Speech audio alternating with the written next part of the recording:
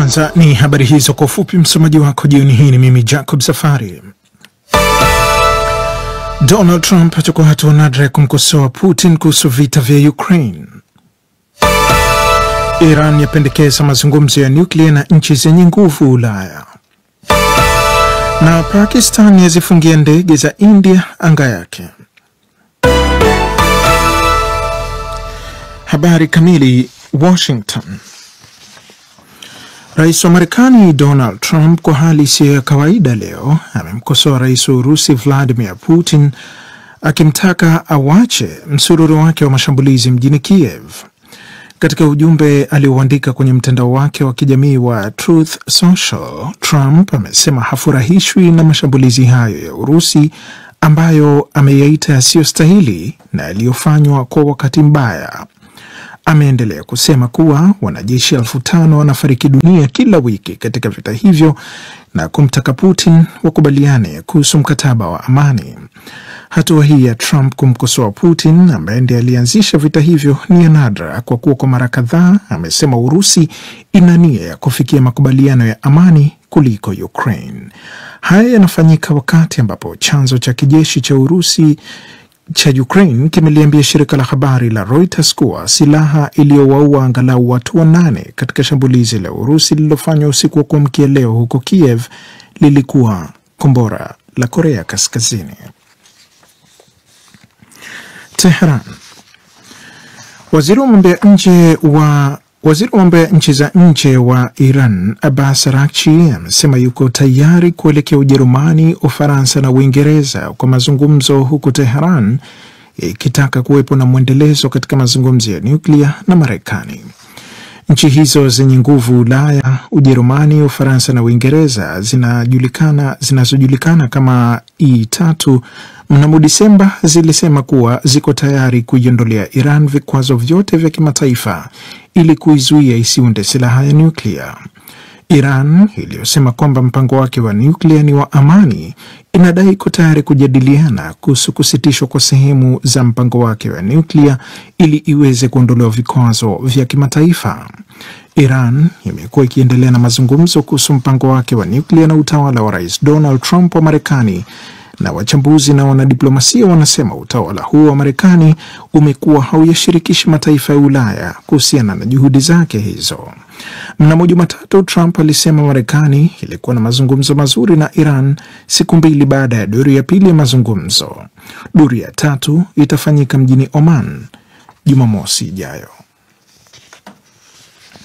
Unaendelea kusikiliza taarifa ya habari za ulimwengu kutoka idhaa ya Kiswahili ya DW hapa mjini Bonn. Islamabad. Pakistan imeifunga anga yake kwa ndege za India na kukataa hatua ya India kusitisha makubaliano ya kutumia kwa pamoja mto unaopakana na nchi hizo mbili. Hatua hii ya Pakistan ya kulipiza kisasi kwa jawabu la India kuhusiana na shambulizi la wanamgambo lililofanywa sehemu moja ya Kashmir iliyo chini ya utawala wa India. Katika taarifa, Pakistan imesema jaribio lolote la kuyazuia au kuyaelekeza India maji ya Pakistan ya mto Indus itachukuliwa kama kitendo cha vita. Tangazo hilo lililotolewa na afisi ya waziri mkuu wa Pakistan linafuatia mkutano wa kamati ya kitaifa ya usalama siku moja baada ya India kusema kuna watu waliovuka mpaka na kufanya shambulizi siku ya Jumanne ambapo watu 26 waliuawa kwa kupigwa risasi na wanamgambo katika eneo moja maarufu la kitalii. Polisi ya India ilichapisha ilani ikiwataja washukiwa 3 wa wanamgambo ikisema 2 walikuwa wa Pakistani, ila New Delhi haijatoa ushahidi au kutoa taarifa zozote kuhusiana na kuwahusisha watu hao na Pakistan. Vatican. Makao makuu ya kanisa Katoliki Vatican imesema wakuu 50 wa nchi na viongozi 10 wa kifalme wanatarajiwa kuhudhuria mazishi ya Papa Francis siku ya Jumamosi. Kanisa la Mtakatifu Petro limefungwa milango yake tena leo baada ya kufungwa kwa muda kwa ajili ya kuwapa fursa waumini kutoka kote duniani kutoa heshima zao za mwisho kwa Papa Francis. Hapo jana kanisa hilo lilistahili kufungwa saa 6 usiku, ila liliendelea kuwa wazi hadi saa 11:30 asubuhi kutokana na idadi kubwa ya watu waliokuwa wamepanga foleni kuuona mwili wa Papa Francis. Kufikia sasa zaidi ya watu 50,000 wamekwisha toa heshima zao za mwisho kwa Papa tangu mwili wake ulipowekwa katika jeneza la wazi kwa ajili ya umma kuutazama hapo jana. Papa Francis alifariki dunia siku ya Jumatatu akiwa na umri wa miaka 88 katika makao yake huko Vatican. Na huo ndio mwisho wa taarifa ya habari za ulimwengu kutoka hapa Bonn. DW Dunia Yetu leo jioni.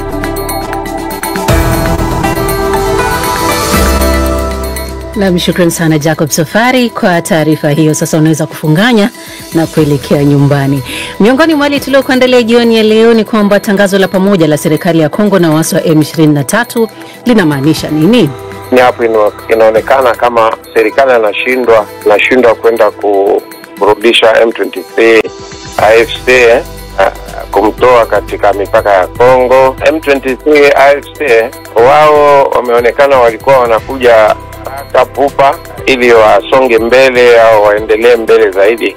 Naona kidogo na wao wamechoka. Serikali ya Tanzania yaweka zuio rasmi la kusafirishwa kwa mazao ya kilimo kwenda nchi za Mali na Afrika Kusini, na mvutano kati ya mataifa hasimu ya India na Pakistan huongezeka kwa kasi. Kumbuka tunapatikana mbashara kupitia ukurasa wetu wa Facebook na pia YouTube. Tafuta tu DW Kiswahili pamoja na kuacha ujumbe wako, ikiwa ni pamoja na ukurasa wetu wa Instagram. Baadaye nitasoma hapa studioni. Na moja kwa moja tunaanza na habari kwamba serikali ya Jamhuri ya Kidemokrasia ya Kongo na kundi la waasi la M23 jana Jumatano walitoa tamko la pamoja na kutangaza kuwa wamekubaliana kusitisha mapigano katika eneo la mashariki mwa nchi hiyo.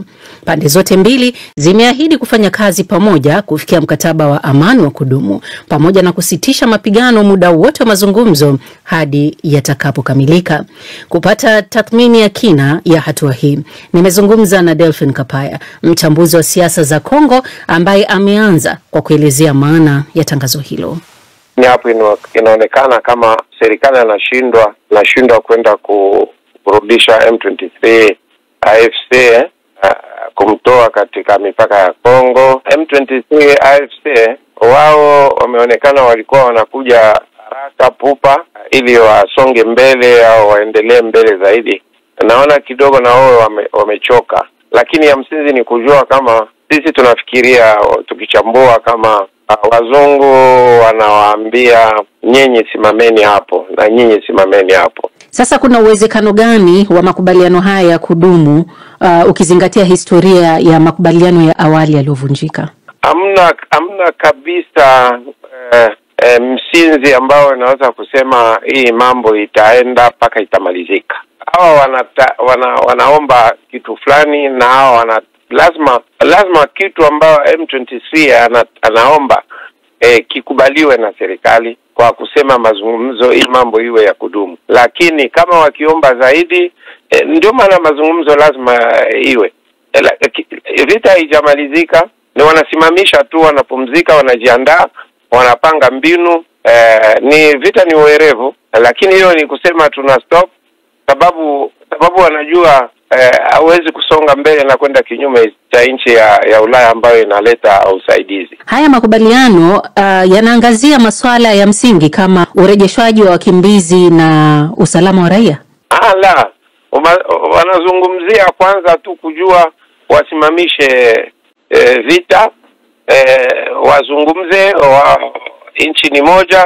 Hamjakuwa kuchambuliwa point moja ya watu ambao wanaomba nini, hawajaanza kuchambua. Wale wasaidia kazi ya mazungumzo bado wanazungumza na serikali, alafu wanarudi wanazungumza na M23.